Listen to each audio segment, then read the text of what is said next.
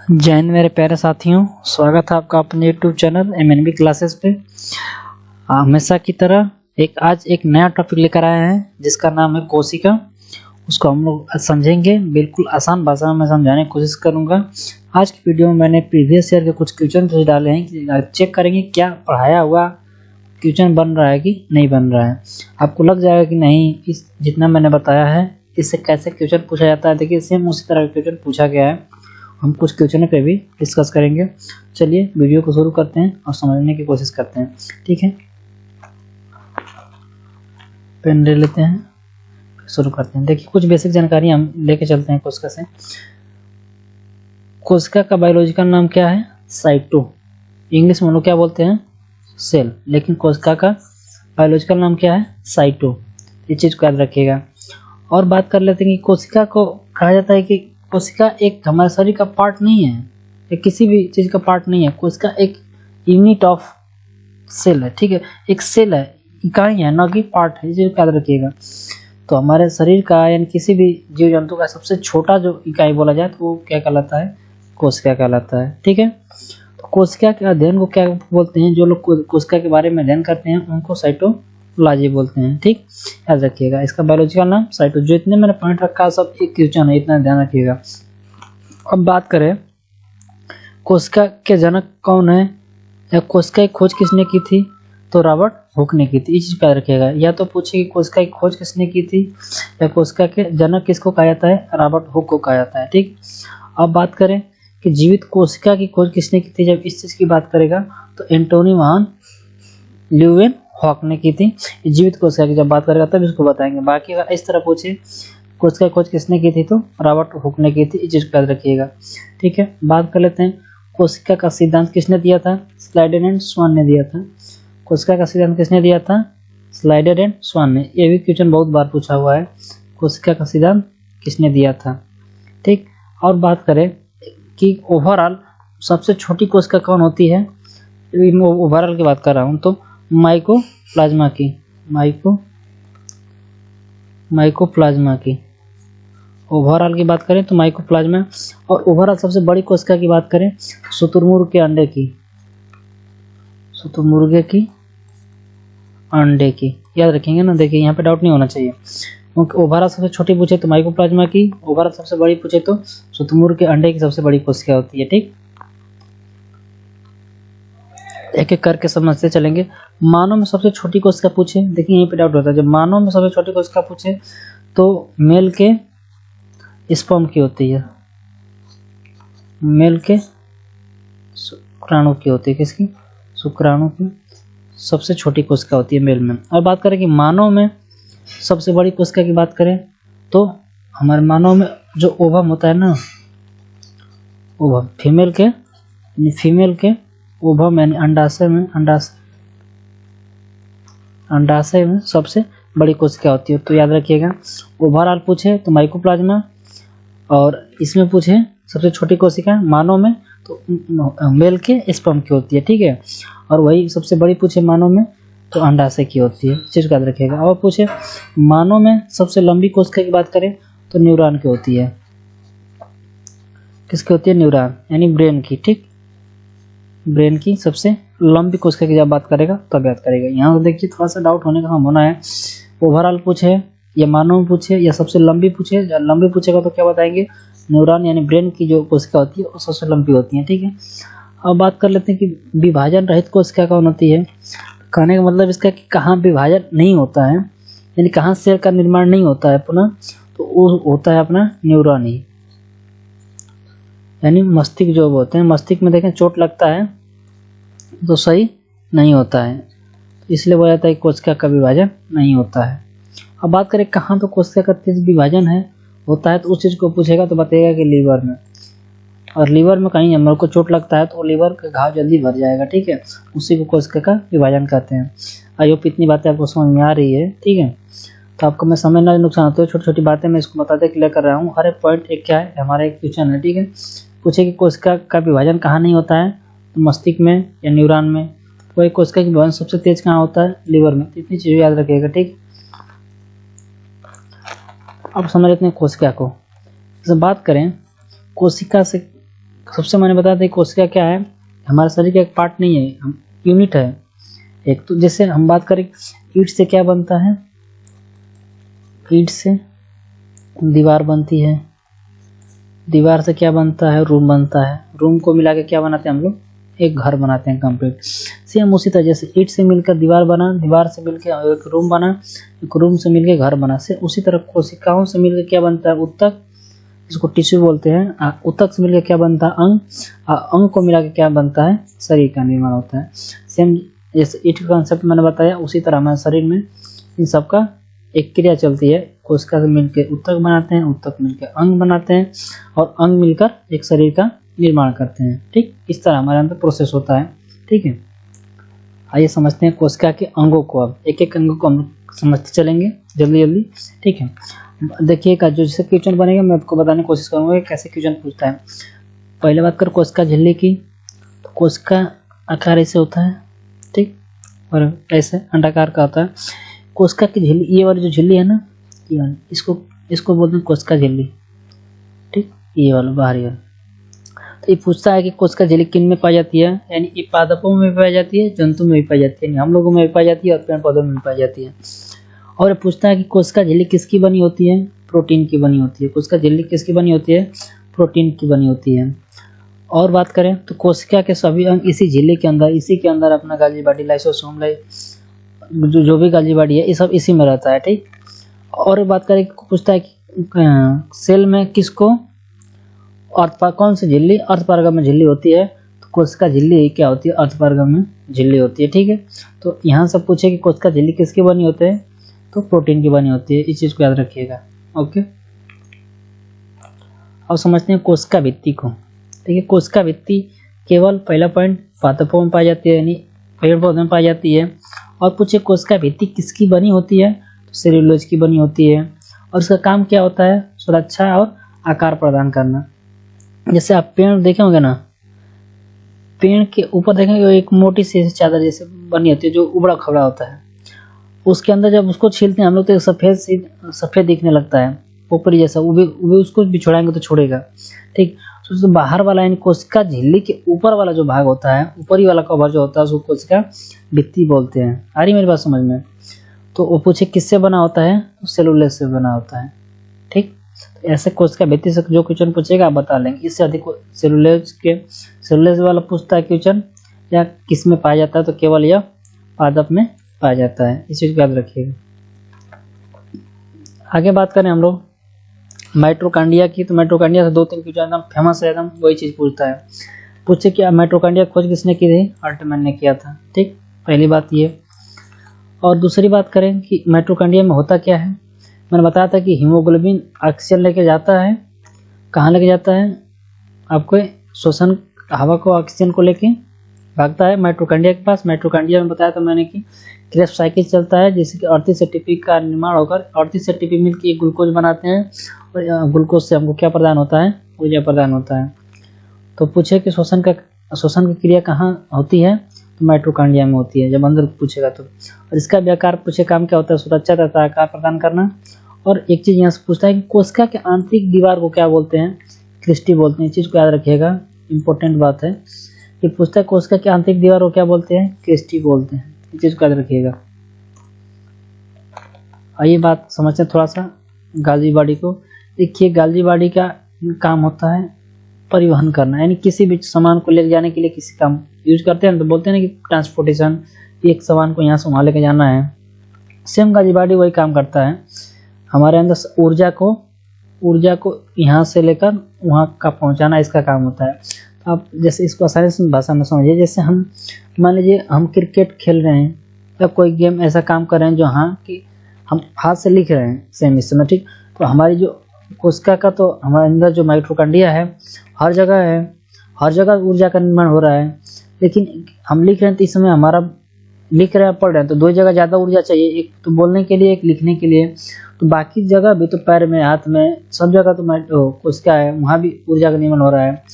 तो अधिक ऊर्जा कहाँ लग रही है, हमको बोलने में और लिखने में, तो यहाँ ऊर्जा की जरूरत ज़्यादा है। तो यही गाल्जी बॉडी क्या करता है कि बाकी सब ऊर्जा को भी ढो के कहाँ लाता है, जहाँ ऊर्जा का खर्च हो रहा है, ठीक है, उसी को ढोने का काम करता है गल्जी बॉडी। ऊर्जा को जहाँ जरूरत है वहाँ से लेकर वहाँ पहुँचाना इस गल्जी बॉडी का काम होता है, ठीक है। पूछे कि परिवहन, ऊर्जा के परिवहन का कार्य कौन करता है, तो गल्जी बॉडी करता है, ठीक है। अब बात कर लेते हैं व्हीकल्स की रसगानी की। तो हमारे अंदर पता है शरीर के अंदर 60% से लेकर 80% तक क्या होता है, जल होता है। ऐसा नहीं है कि 60% हमारे अंदर एक ही जगह पानी होता है। ये पानी हमारे शरीर के कोशिकाओं तक, छोटी छोटी कोशिकाओं में है ये, ठीक है, तब जाके 60%, ऐसा एक जगह इकट्ठा नहीं होता। ये हमारे कोशिकाओं में के अंदर भरा हुआ है, जो कि हम लोग को देखने के नहीं मिलता है, ठीक है। तो पूछे कि रसगानी का काम क्या है, जल का संग्रह कौन करता है, तो रसगानी करता है। ऐसे क्वेश्चन पूछे तो बताइएगा कि जल का संग्रह कहाँ होता है, तो रसगानी यानी व्हीकल्स में होता है, ओके। और बात करें कि सेंट्रोसोम का काम क्या है, तो मैंने आगे बताया था शुरू में कि सेंट्रोसोम का होता है कोशिका विभाजन करना। कोशिका विभाजन का मतलब ये हुआ कि जहाँ सेल मर जाए तो वहाँ पे दो कोशिका का नई दो कोशिका बन जाना क्या कहलाता है, कोशिका विभाजन का कहलाता है। ये हमारे शरीर में बहुत ही इम्पोर्टेंट है। और इसकी खोज किसने किया था, बोबरी ने किया था। पूछे कि सेंट्रोसोम की खोज किसने किया था, बोबरी नामक वैज्ञानिक ने किया था। और इसका काम क्या होता है, कोशिका का विभाजन। जहाँ की एक कोशिका मर जाती है वहाँ पे दो कोशिका का निर्माण हो जाना क्या कहलाता है, कोशिका विभाजन। और यहाँ से दो क्वेश्चन पूछता है कि सबसे अधिक कोशिका का विभाजन कहाँ होता है, लिवर में, और कहाँ नहीं होता है या सबसे कम होता है, तो ब्रेन में यानी न्यूरॉन में कोशिका विभाजन नहीं होता है। इसलिए किसी का ब्रेन में चोट लग जाता है तो वो सही नहीं होता है, आदमी मर जाता है, ठीक है। आइए समझते हैं आगे। अंतः प्रद्रव्य जाल की बात कर ले यानी एंडोप्लाज्मिक रेटिकुलम की बात करें तो इसको बोला जाता है कि आंतरिक कंकाल, कोशिका का आंतरिक दीवार। जैसे घर बनता है तो उसका एक पिलर होता है ना, वही क्या है, इसके अंदर एक पिलर का काम करता है, ठीक है। अंतः प्रद्रव्य जाल की, इसलिए इसको पूछा कि कोशिका का आंतरिक कंकाल किसको कहा जाता है, अंतः प्रद्रव्य जाल यानी एंडोप्लाज्मिक रेटिकुलम को बोला जाता है। यह क्या करता है, आंतरिक सहायता प्रदान करता है, ठीक है। अब बात कर ले इसको दो भागों में हम लोग समझते हैं। ये इसको ऐसे दो इसका आकार मैं बना दे रहा हूँ, ऐसे देखिए, इसको मैं दो पार्ट में बांट दे रहा हूँ। इसको इधर वाला जो है चिकना, इसको हम रफ बना दे रहे हैं, ठीक। इसके दो भाग होते हैं एंडोप्लाज्मिक रेटिकुलम के। एक तरह स्मूथ होता है, स्मूथ एंडोप्लाज्मिक रेटिकुलम लिख दे रहे हैं, और इधर होता है रफ, रफ। यह अब पूछता है कि एंडोप्लाज्मिक रेटिकुलम में स्मूथ वाले पार्ट पे, स्मूथ एंडोप्लाज्मिक रेटिकुलम पे किसका निर्माण होता है, वसा का निर्माण होता है, ठीक। और इधर क्या होता है, प्रोटीन का निर्माण होता है। रफ साइड तक के तरफ क्या होगा, प्रोटीन का निर्माण होगा। क्यों होगा, क्योंकि इस पे क्या है, तो छोटे छोटे जो उबड़े खाबड़े हैं ना, यही इस पे क्या है, राइबोसोम पाया जाता है, ठीक। जिसके राइबोसोम को प्रोटीन का फैक्ट्री भी कहा जाता है। इसलिए रफ साइड पे किसका निर्माण होगा, प्रोटीन का, और स्मूथ वाले सरफेस पे किसका निर्माण होगा, वसा का निर्माण होता है। तो पूछे कि स्मूथ एंडोप्लाज्मिक रेटिकुलम में किसका निर्माण होता है, तो वसा का निर्माण होता है। और पूछे कि रफ एंडोप्लाज्मिक रेटिकुलम में किसका निर्माण होता है, तो प्रोटीन का निर्माण होता है। पूछे क्यों, क्योंकि उस पर राइबोसोम पाए जाते हैं, ठीक है। आप अच्छे समझ में गए होंगे इस बात को।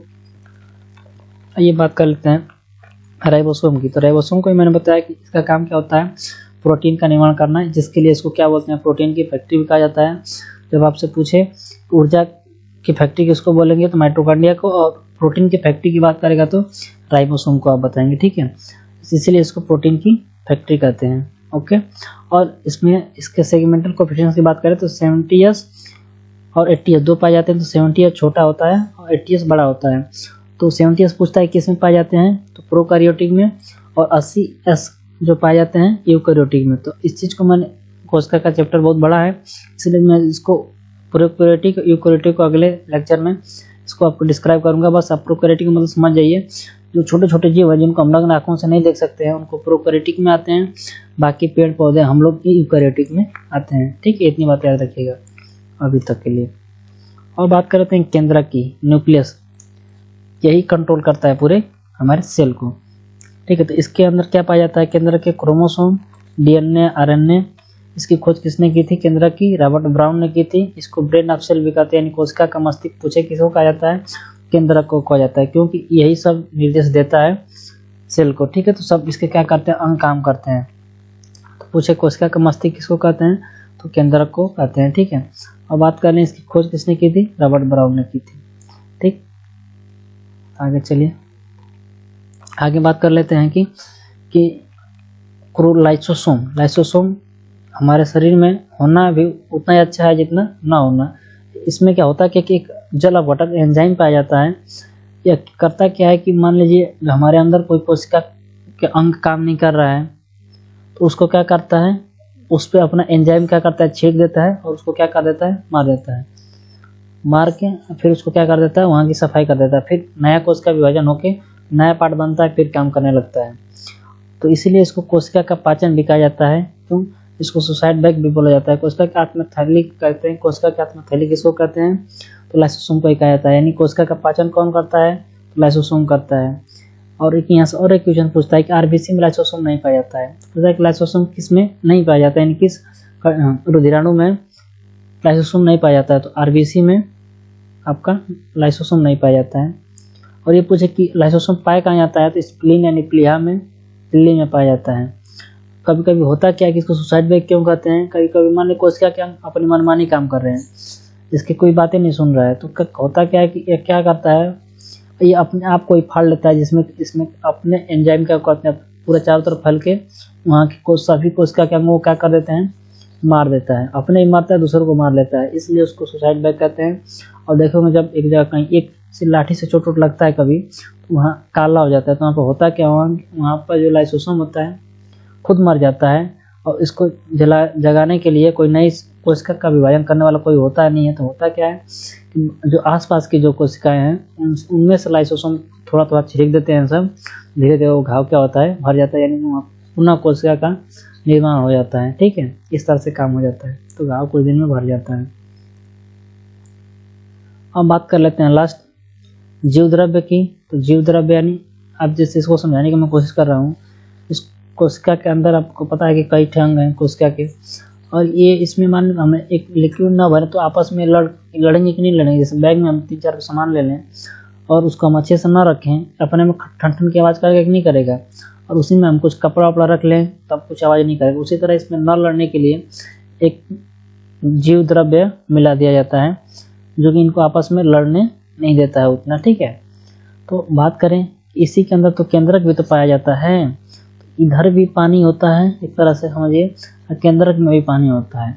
तो कोशिका द्रव जो ये वाला है, इधर वाला पार्ट, उसको बोलेंगे कोशिका द्रव। जो केंद्रक के अंदर जो द्रव पाया जा रहा है उसको बोलेंगे केंद्रिका द्रव बोलते हैं, जिसमें 80% क्या होता है हमारा, सिर्फ पानी होता है। ठीक, ये चीज़ को याद रखिएगा। पूछेंगे कि जीव द्रव्य में सबसे अधिक किसकी मात्रा होती है, तो जल की सबसे अधिक मात्रा होती है। ठीक है, तो इतना चीज़ें हम लोग ने पढ़ा। आइए इससे संबंधित हम लोग कुछ प्रश्न करेंगे, देखिए हमसे बनता है कि नहीं बनता है।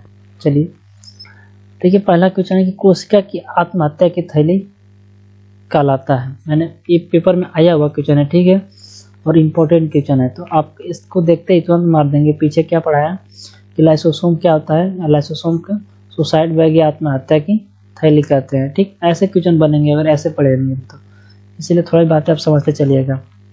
पहला क्वेश्चन देखते हैं, कोशिका व आणविक जीव विज्ञान केंद्र कहाँ स्थित है, ये भी पूछ सकता है आपसे।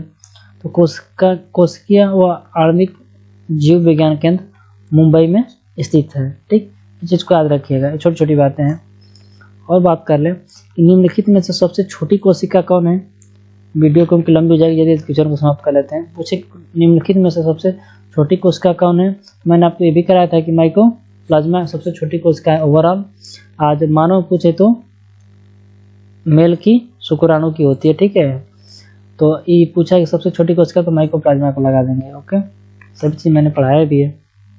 देखिए ये भी क्वेश्चन आया हुआ है कि निम्नलिखित में से कोशिका के अंग को कौन सा अधपारगम में है। तो कोशिका झिल्ली, प्लाज्मा झिल्ली, कोशिका भित्ति, केंद्रक। कोशिका भित्ति तो पेड़ पौधों में पाई जाती है। कोशिका झिल्ली को मैंने बताया था कि ये क्या है, अधपारगम झिल्ली है। अधपारगम झिल्ली का मतलब कि ऐसा ये अंदर इसमें आ सकता है लेकिन ये किसी चीज़ को बाहर जाने नहीं देता है। अरे मेरी बात समझिए, उसको बोलते हैं अधपारगम झिल्ली। वो अंदर जा सकता है लेकिन अंदर से बाहर कुछ नहीं जा सकता है, ऐसे झिल्ली को बोलते हैं अधपारगम झिल्ली। पांचवा क्वेश्चन की बात करते हैं, सेल नाम किस जीव वैज्ञानिक ने दिया था। तो मैंने बताया था कि सेल की कुछ किसने की थी, रॉबर्ट ब्राउन ने की थी। जनक किसको कहा जाता है? रॉबर्ट ब्राउन को ही कहा जाता है, रॉबर्ट हुक को ही कहा जाता है। बात करें कोशिका का ऊर्जागिरी किसको कहा जाता है, पावर हाउस किसको कहा जाता है, तो माइटोकॉन्ड्रिया कहा जाता है। सब चीज़ मैंने बताया हुआ, अगर कंसेप्ट आपको क्लियर है तो सवाल आराम से बन जाएंगे। आइए देखते हैं 7वां क्वेश्चन। कोशिका में प्रोटीन संश्लेषण कहाँ होता है, यानी प्रोटीन का संश्लेषण कहाँ होता है। मैंने बताया था कि एक एंडोप्लाज्मिक रेटिकुलम में भी मैंने बताया था, इसके 2 पार्ट थे, एक स्मूथ साइड एक रफ साइड।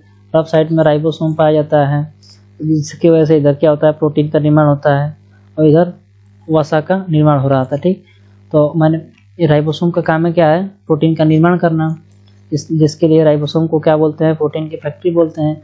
तो आपका राइट आंसर क्या हो जाएगा, राइबोसोम। ओके, बात कर लें 8 क्वेश्चन की। तो पादप कोशिका का सबसे बाहरी आवरण क्या होता है, तो मैंने बताया था कि कोशिका झिल्ली के बाहर भी क्या होती है, कोशिका भित्ति होती है, जो केवल पेड़ पौधे में पाई जाती है। तो कोशिका भित्ति अपना राइट ऑप्शन हो जाएगा। ओके, आपको भी क्वेश्चन आ रहे होंगे मुझे पता है, बस मैं दिखाने की कोशिश कर रहा हूँ कि ऐसे क्वेश्चन आते हैं। ठीक है, कोशिका को निश्चित रूप प्रदान करता है, यानी आकार कौन प्रदान करता है, कोशिका भित्ति उसका आकार प्रदान करती है। ठीक है, मैंने वीडियो में आपको बताया था। बात करें लास्ट क्वेश्चन की, तो कौन सा कोशिकांग केवल पादप कोशिकाओं में पाया जाता है। तो अभी मैंने पीछे भी बताया था कि कोशिका भित्ति पादपों में पाई जाती है, लवक भी दिया हुआ है, रिक्तिका भी दे दिया है। तो इसमें से लवक भी पेड़ पौधे में पाए जाते हैं, रिक्तिका भी पेड़ हम लोगों में रिक्तिका नहीं पाई जाती है। ठीक है, तो इसमें राइट ऑप्शन अपना डी हो जाएगा, रिक्तिका भी पाई जाती है, लवक भी पाया जाता है, कोशिका भित्ति भी पाई जाती है। आई होप मेरी वीडियो और इसके जो क्वेश्चन थे सब आपको पसंद आ रहे होंगे। तो आपको अच्छा लग रहा है तो वीडियो को लाइक शेयर और सब्सक्राइब करिए, और आप इस चैनल पर नए हैं तो फिर मिलते हैं इसी तरह बेहतरीन सेशन के साथ इसके अगले पार्ट में। जय हिंद।